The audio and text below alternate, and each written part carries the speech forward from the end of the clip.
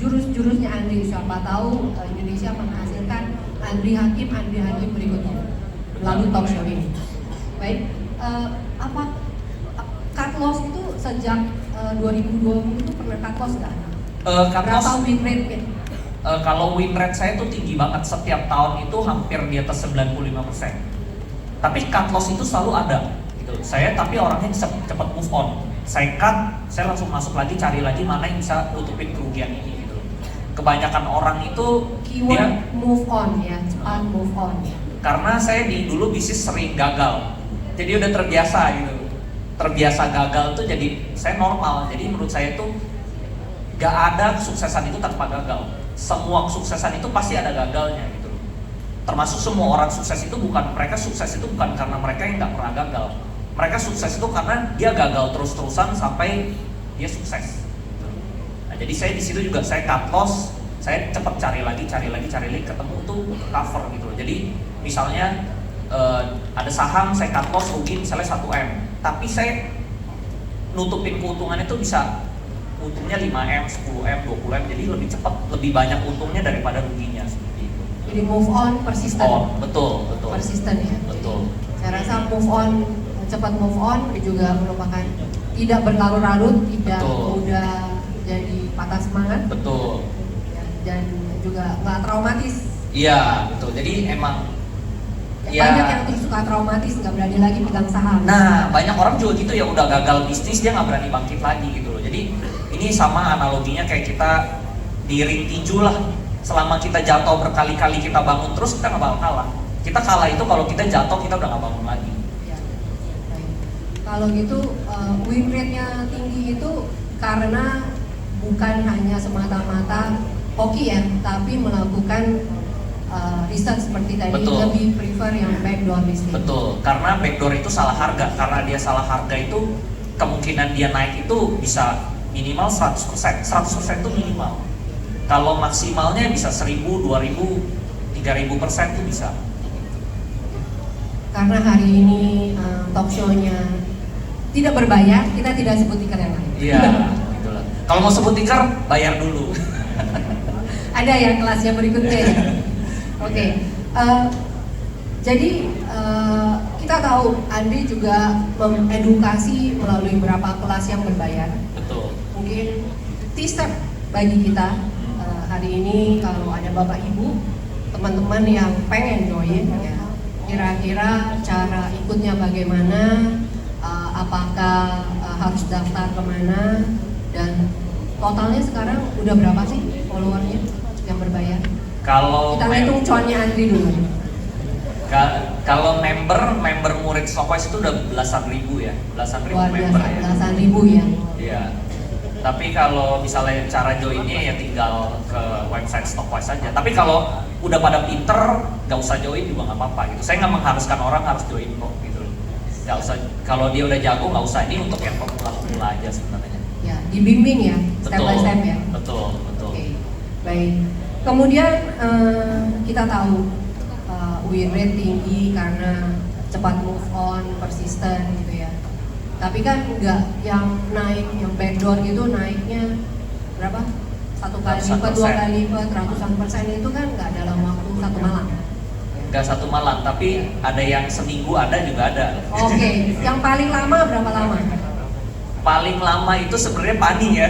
Pani. Oke, kita tahan dulu yang tahan dulu. Oke, yang paling kita tahan dulu. Jadi yang paling cepat aja. Ya, yang paling. Kalau yang cepat mah bisa sebulan 2 bulan itu ratusan persen sebulan 2 bulan. Oke. Ratusan persen. Ratusan persen. Luar biasa. Kalau saya jadi pengen ikut member Stockwise. Oh gitu. Saya dapat diskon ini properti tapi ya. Baik. Kita barter unit. Barter, siap. Ya. Kita tahu capital market itu selalu punya founding father ya, yang selalu menjadi kiblat tokoh yaitu Warren Buffett. Ya. Saya bilang mungkin setiap orang cukup respect, yang di pasar saham cukup respect pada Warren Buffett. Dia punya satu quote yang mengatakan stock market is a device for transferring money from the impatient to the patient one. Tadi Andri bilang yang naik 100-200% ada dalam 1 minggu. Terus ada yang paling lama berapa persen, tapi jangan sebutin ticker sahamnya. Itu berapa lama? Rata-rata sih kalau yang saya pegang lama itu mungkin ribuan persen ya, ribuan persen, biasa 1000 sampai 3000%. Tertinggi saya memang tertinggi saya mungkin 4000% ya, 4000%. Itu 4000%. Itu gain only. Gain only. Satu emiten. Satu emiten. Yes. Itu berapa lama nanti? Yang 4000% saya pernah pegang 1,5 tahun, ada yang 3 tahun. Ya, jadi nggak 1 bulan, 1 minggu, 1 tahun, bukan Yes. ilmu mutlak. Iya, betul. Karena kita tahu saham ini bagus dan murah, dia bakal naik. Naiknya kapan, secepat apa, itu kita sesuatu yang kita nggak bisa prediksi gitu. Sama, saya tuh kasih analoginya tuh kayak kita berlayar gitu. Kita bisa atur kayak kapal layar gitu ya. Kita bisa atur setirnya, tapi kecepatan kapalnya itu tergantung angin. Nah, kita nggak bisa kontrol anginnya. Ini kapal pinisi kalau gitu ya Pak. Nah, kapal pinisi, betul. Kita nggak bisa kontrol ombaknya, kita nggak bisa kontrol anginnya. Kita cuma tahu ini kapalnya bagus, kita bisa arahin kemudinya. Nah, kemudinya tuh di tangan kita. Tapi sesuatu yang kita nggak bisa kontrol ya, kecepatan saham itu naik kapan, itu susah diprediksi. Yang bisa mengontrol emitennya ya. Emitennya, gitu. Jadi makanya nanti kita tanya nih kisi-kisinya, gitu loh. Mau ditambahin nggak gasnya gitu ya, biar kencang gitu kan. Tadi udah angin badai udah kencang di sini. Belum ada ya. Sebelum mulai kan udah mulai hujan dan angin. Biasa kalau hujan itu hoki, kalau orang China ya. Amin. Kita bilang semua kita yang ada di sini semoga diberkati oleh Tuhan. Tentunya dengan kita hadir di sini dengan keadaan yang sehat ya, tanpa kurang satu apapun sudah berkat. Betul. Kemudian mungkin saya bukan influencer untuk Stockwise ya, tapi kalau mau bayar komisi juga boleh.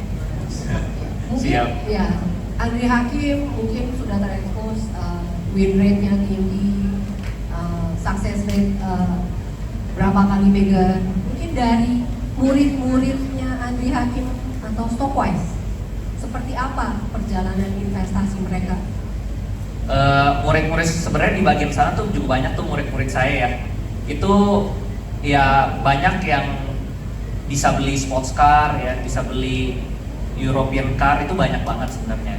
Tapi tentunya kalau ditanya apakah pasti semuanya itu pasti sukses, nah itu nggak menjamin gitu. Karena balik lagi yang mana yang punya sport car? itu semua di situ banyak tuh yang di ujung yang nyengir. Pokoknya Pacific kalau Gua- yang nyengirnya Pacific Gua senang-senang, coba kalau yang nyengirnya lebar artinya punya sports car gitu loh. Gitu. Iya. Nah, itu balik ke masing-masing, sama lah kayak misalnya sekolah ya. Satu sekolah itu ilmu yang diajarin itu sama, tapi ada murid yang berhasil, ada murid yang nggak berhasil. Ya. Yang salah itu sebenarnya bukan ilmunya, yang salah itu orangnya, karakter orangnya gitu. Jadi balik lagi ke dirinya masing-masing seperti itu. Ya. Jadi tolak ukur muridnya Stockwise punya sport car atau enggak ya? Karena begini, mungkin bukan pamer. Kalau udah bisa beli sport car yang harganya nggak sampai 10M umpamanya, tapi di atas 5M, artinya yang lain Udah tercukupi. Ya, Betul. ya. Bukan ajang pamer, tapi Betul. memang passionnya sport car. Ya, betul. Bonus lah, bonus. Atau bapaknya yang punya showroom. Ya, jangan dong. Kalau bisa beli sendiri ya. Ya. Laki itu baru jadi laki kalau dia bisa beli mobilnya beli sendiri, nggak dibeliin bapaknya. Ya kan? Sama rumah juga. Nah, rumah juga. Ya, rumah. Rumahnya tapi harus di mana, Bu? Pik 2. Baik, kemudian kita mulai ke inti gitu ya. Ya. Semua orang kalau tanya sama ke saya, Bu, Andri Hakim itu keluarganya Agung Sedayu bukan? Gitu kan. Kalau mau diangkat boleh sih, Bu. Saya nggak tahu Pak Caicung ada di sini.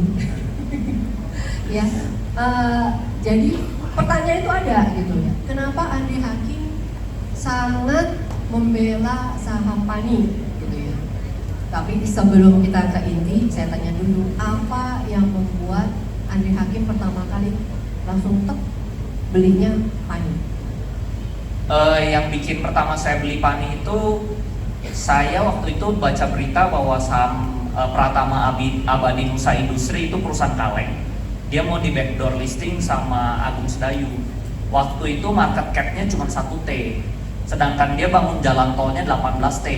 Nah saya kan background-nya bisnis, gak masuk akal orang valuasi propertinya 1T, sedangkan jalan tolnya 18T gitu loh. Nggak mungkin jalanannya lebih mahal daripada rumahnya. Saya cuman logika bisnis saja yang simple gitu. Saya tuh tiap kali investasi saham itu nggak rumit-rumit. Saya cuma pakai logika bisnis saja, nggak masuk akal. Jadi dari situ saya all in. Saya beli setiap hari saya beli. Jadi di portolisnya Andri nggak ada tiket lain kecuali Pani? Nggak ada. Mungkin hampir 95% saya porto saya saat itu saya semua masukin ke Pani. Karena menurut saya ini under value gitu loh.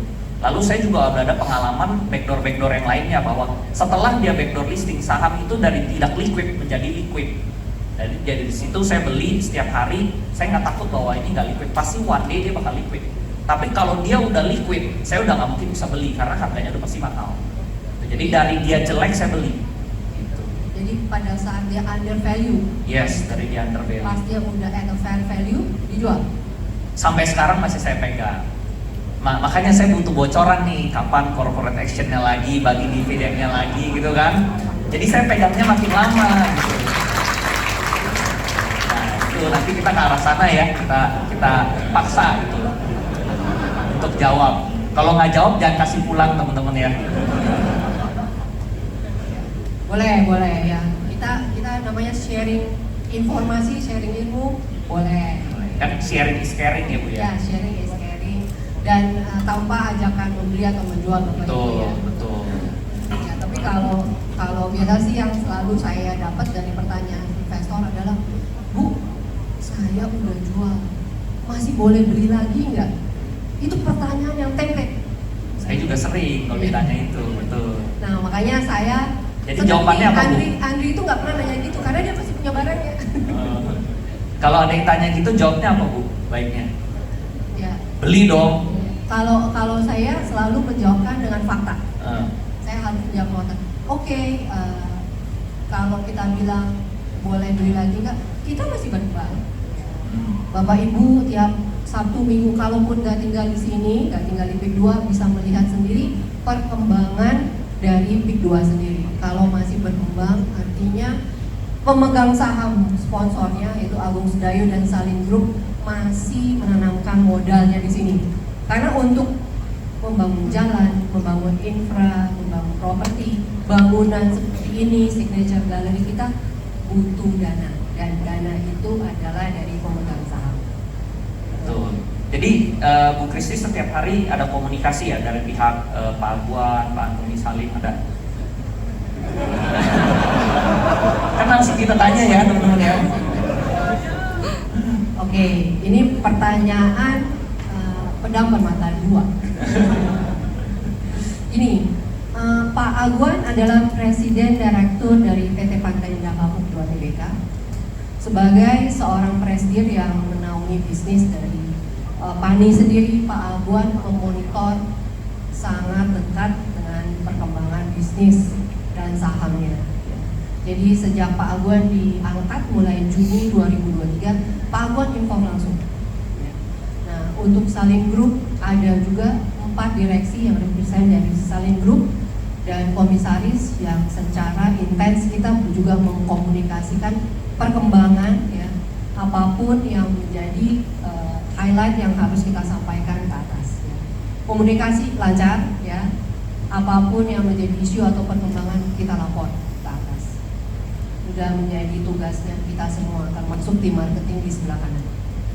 Luar biasa teman-teman ya. Concernnya besar, perhatiannya besar ya. Pak Antoni Salim juga memberi perhatian khusus karena memberikan orang-orang terbaiknya menjadi salah satunya adalah Pak Philippus Piong Dharma menjadi wakil presiden komisaris dari Panisi dan menjadi komisaris CBDK. Luar biasa. Ya. Baik, mungkin saya juga ingin menanyakan sudah pernah TP belum Pani? Waduh, ini direct banget ya, dibales ya. Jadi daripada bapak ibunya nanti boring. ya, oke. Jadi sebenarnya kalau saya itu saya merasa saham PANI itu ibarat kayak saya punya jangkar. Jadi misalnya uang saya nih di PANI gitu ya, terus lalu saya ketemu nih emiten lain yang bisa naiknya lebih tinggi. Nah, saya jual sedikit PANI saya masuk ke saham lain gitu. Jadi saya jual bukan karena jelek, saya jual karena saya pindah, switching namanya. Nanti saya tahu nih saham lain ini kan dia ada naiknya, ada batasnya, ada targetnya ya. Begitu saham yang kedua saya ini udah menyentuh target, saya jual, saya balikin lagi ke PANI. Jadi PANI-nya itu nanti ujungnya saya bisa belinya lebih banyak. Seperti itu. Jadi sistemnya saya seperti itu, switching gitu loh.